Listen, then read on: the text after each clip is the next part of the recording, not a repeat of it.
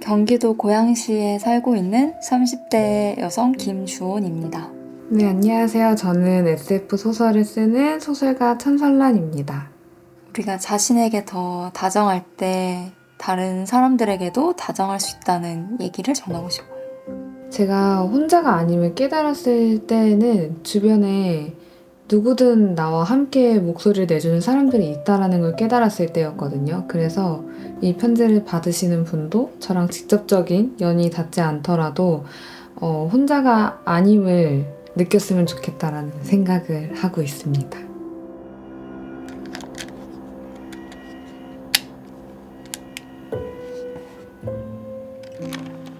저는 20대 초반에 만난 여성 친구들과 어느덧 10년 넘게 함께 살고 있어요. 6살 강아지 도레도 함께 살고요. 바로 옆집에는 또 다른 친구들과 강아지 고양이가 함께 살아요.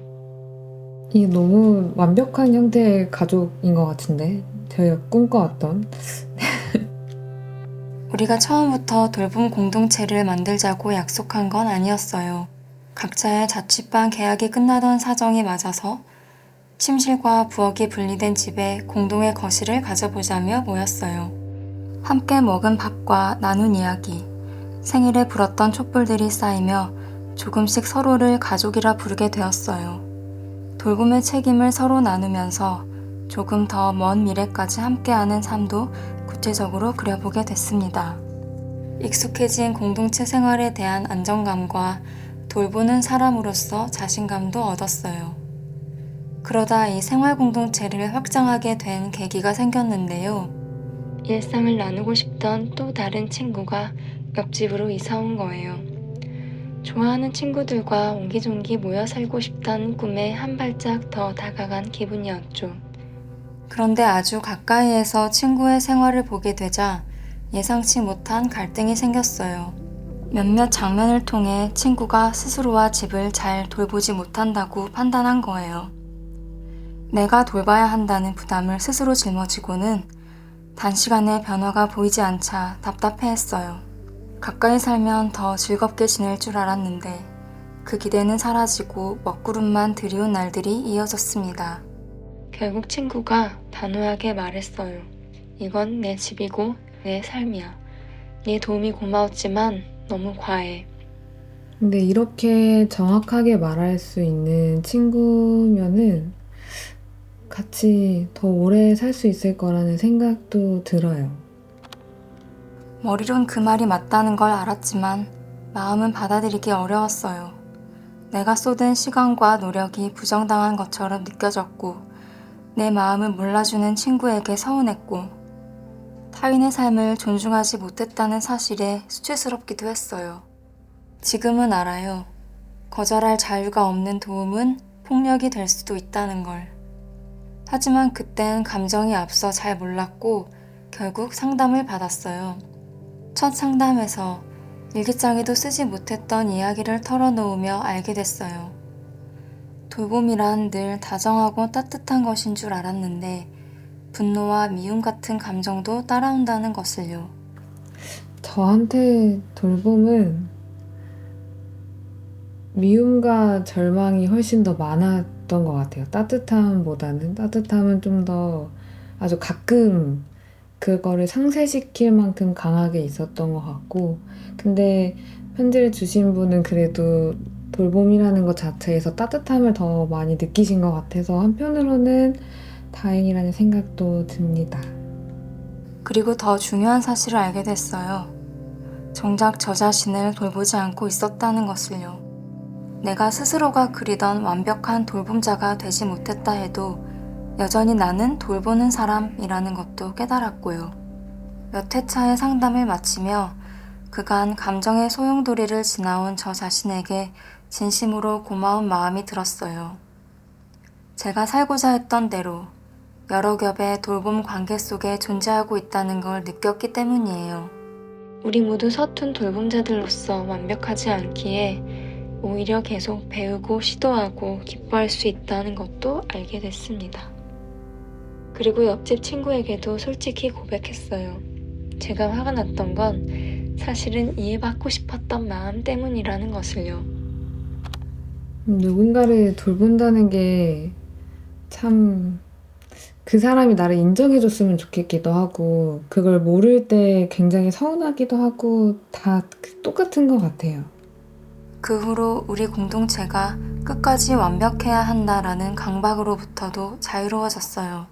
각자의 욕망은 달라질 수 있고, 달라질 수 있기에 살아있다는 뜻이고, 이 사실을 받아들이는 것 또한 돌봄이라고 믿어요.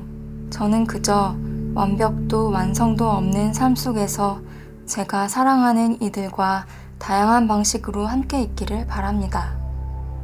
혹시 이 편지를 듣는 분 중에 저처럼 완벽해야 한다는 부담감 속에서 힘들어 본 분이 있다면 이 이야기가 작은 위로가 되면 좋겠습니다. 들어주셔서 감사해요. 감사합니다. 저한테는 아주 큰 위로가 되었습니다.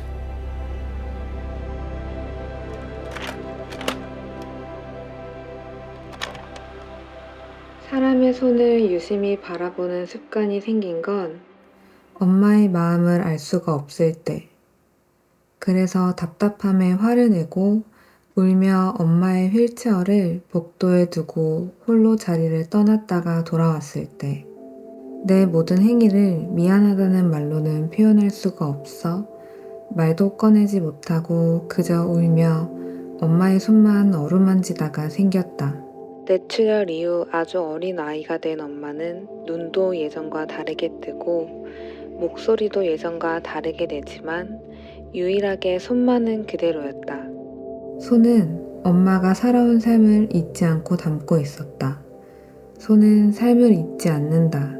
유일하게. 그 사실을 깨달은 것이 23살이었다. 엄마가 아픈 지 햇수로 3년이 되던 때였고 3년이란 기점은 모든 것이 좋아질 거라고 믿었던 미래가 불가능에 가깝다는 것을 조금씩 체감하며 이 돌봄이 한 사람의 몫을 온전히 떠안으며 살아가야 하는 나의 인생을 받아들여야 하는 시기였다. 그다지 절망적인 기분은 아니었다. 삶의 변화가 급격하게 이루어지기는 했어도 누구에게나 일어날 수 있는 일이고 누구나 그만큼의 고충을 떠안고 산다고 생각하면 그만인 일 같았다. 병원은 교도소와 다르지 않게 세상과 단절된 곳이었다. 그래서 그곳에 있으면 나의 삶이라던가 꿈이라던가 내가 만든 인연들이라던가 그런 것들이 아득하게 느껴졌다. 숨을 깊게 들이마셔도 도저히 쉬고 있다는 생각이 들지 않았다. 무엇이든 좋으니 내가 갇힌 세계에 구멍 하나를 뚫고 싶었다. 나에게는 그것이 소설이었다. 간이침대, 병원 복도, 1층 로비의 카페에서 시간이 날 때마다 틈틈이 소설을 썼다. 즐거워서라기보다 살기 위한 글쓰기였다. 그리고 그렇게 쓰던 어느 날 문득 키보드를 치던 내 손이 보였다. 엄마가 무척이나 귀여워했던 포동포동했던 내 손은 온데간데 사라지고 비쩍 말라 핏줄이 선명해지고 손톱이 죄다 뜯겨나간 채 거칠거칠한 손이 있었다. 누군가에게 이 손을 보여주면 다른 건 몰라도 20대의 손으로는 보지 않을 손이었다. 그 손을 가만 바라보고 있자니 처음으로 내가 나를 돌보지 않고 있다는 생각이 들었고 내가 쓰고 있는 소설 속 인물들 모두가 서로의 외로움만 각자 견디고 있다는 것을 깨달았다. 그리고 더는 소설을 쓸 수 없었다. 제가 썼던 내용이랑 비슷한 문장이 나와서 반가웠고 또 마음이 아팠어요. 그런 걸 느꼈던 깨달았게 된 순간이 그게 기분 좋은 깨달음만은 아니라는 걸 알거든요. 어쩌면 그게 더 받아들이기 어려운 부분이었을 수도 있었겠다는 생각이 들었습니다.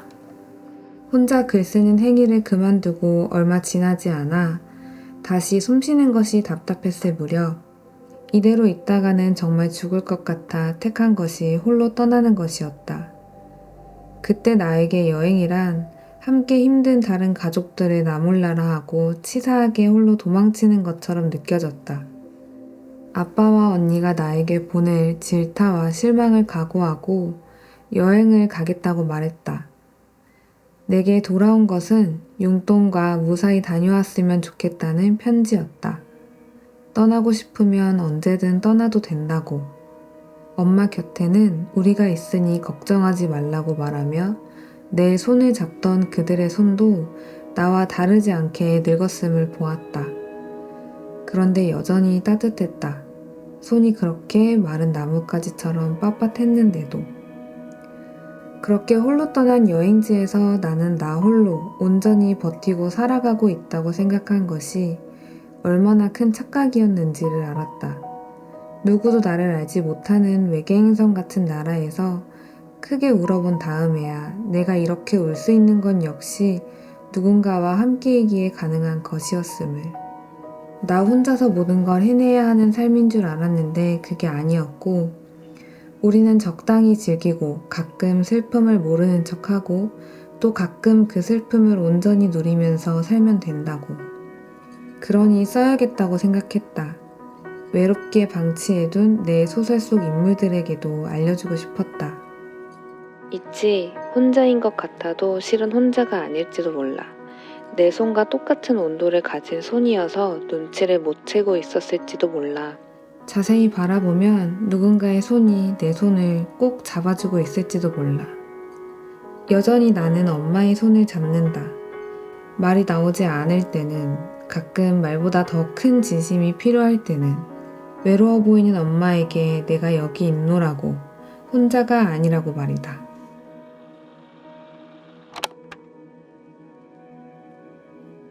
이제 사람들의 손을 유심히 보게 될 것 같아요. 이분이 특히 소설 속에서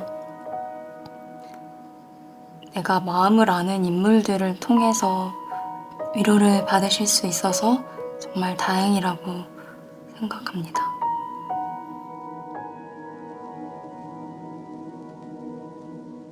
손에 대한 이야기로 시작을 해주셨을 때 그 모습이 바로 그려졌어요. 그러니까 병원에 있는 작가님의 모습, 가족들과의 모습, 또 나아가서 제가 제 기억 속에 남은 여러 손들이 떠올랐고, 여행을 다녀오시고 또 그러면서 깨닫게 된 마음들이 너무 와닿아서 제 앞에 계시다면 손을 잡아드리고 싶다. 결국에 내가 나를 돌보지 않았다는 것을 깨달았다는 것이 제가 깨달았다는 것과 비슷한 지점이더라고요. 저 역시도 타인이 잘못했고 너가 너를 돌보지 않아서 나를 힘들게 하는 거야 라고 생각을 했던 적이 있었는데, 그게 아니라 너를 위해 애쓰는 나의 마음을 너가 이해해주지 않을 때 그게 사실 너무 서운한 거잖아요. 그리고 그게 뭔가 나에 대한 돌봄의 부족 같기도 하고, 내 마음에 대한. 그래서 그 문장이 유독 오랫동안 좀 생각이 납니다.